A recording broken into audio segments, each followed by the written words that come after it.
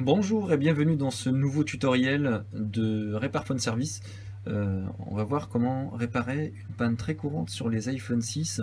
C'est le problème du rétroéclairage. C'est-à-dire que vous allumez, vous voyez à peine la pomme, mais vous n'avez pas d'image.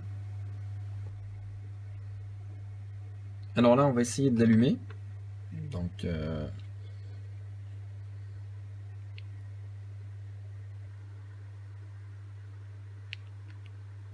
voilà, donc là, il y a eu l'allumage. Je ne sais pas si vous voyez, mais on voit légèrement, vous arrivez quand même à voir la pomme, mais on n'a pas d'éclairage.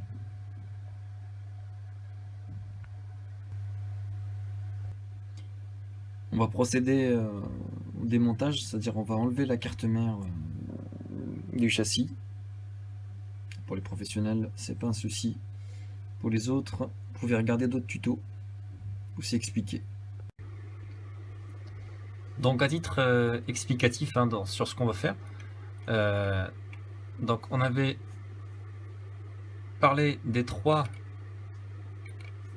condensateurs qui sont là, donc le C1530, C1531 et le C1505. Donc l'IC de rétroéclairage qui est ici, la diode qui est là, et aussi la bobine qui est ici. La grande bobine qu'on voit ici. Attendez, on va peut-être voir mieux si je les mets au centre. Voilà. Donc, on a ces composants-là qu'on va changer. On va changer celui-là, ici. Pas les trois condensateurs, parce que bon, c'est rare, souvent c'est le dernier. Et puis, on va vérifier et changer si nécessaire le FL20-25, le FL20-24 et le FL20-26. Donc j'ai testé mes filtres, donc ils fonctionnent tous. Donc là, on va changer les composants suivants. Donc je vais changer l'IC. On voit bien que le rétroéclairage, que la diode du rétroéclairage casse à chaque fois quand on la change. Donc moi ça m'est arrivé déjà sur certains, donc ça reçoit un survoltage. Donc il faudra changer aussi la bobine en même temps. Donc là je vais changer la bobine, la diode et l'IC. Donc là on va commencer par enlever le plus gros, faire un peu de place. Hop.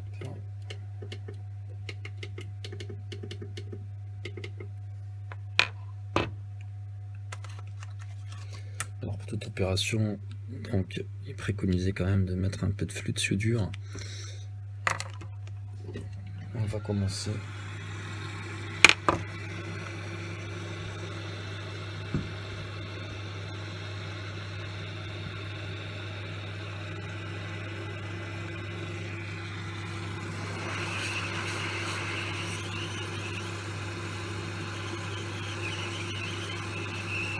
Il faut que l'opération soit assez rapide, parce que en général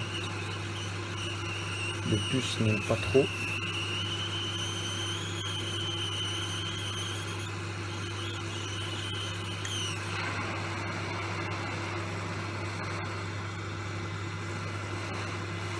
Être trop chauffé.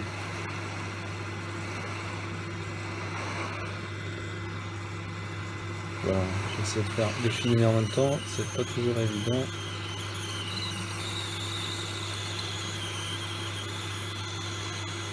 On essaie de faire un peu de vue.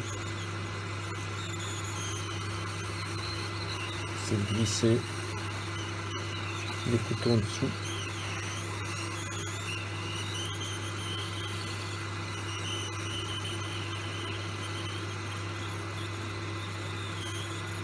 Voilà. Hop.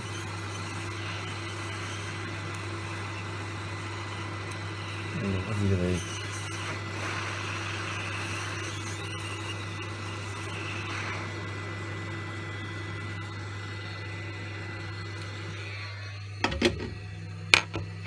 Donc on voit bien, on enlève déjà la puce. Je sais pas par où on filme. Voilà. On voit que la puce déjà est abîmée. Hein. Donc,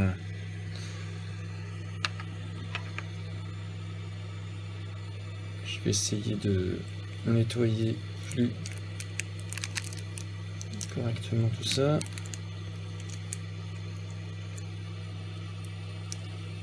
Voilà, je vais en gros virer ce qui reste. Donc pour moi je fais le ménage. Hein. Donc on enlève tout. Là ici, ici. Ça vole.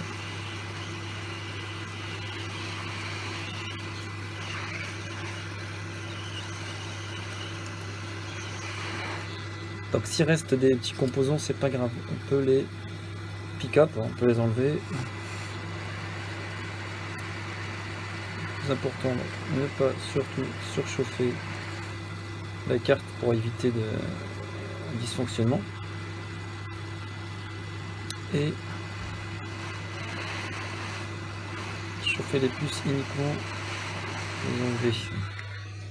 On va faire un peu de nettoyage avant de continuer. Alors,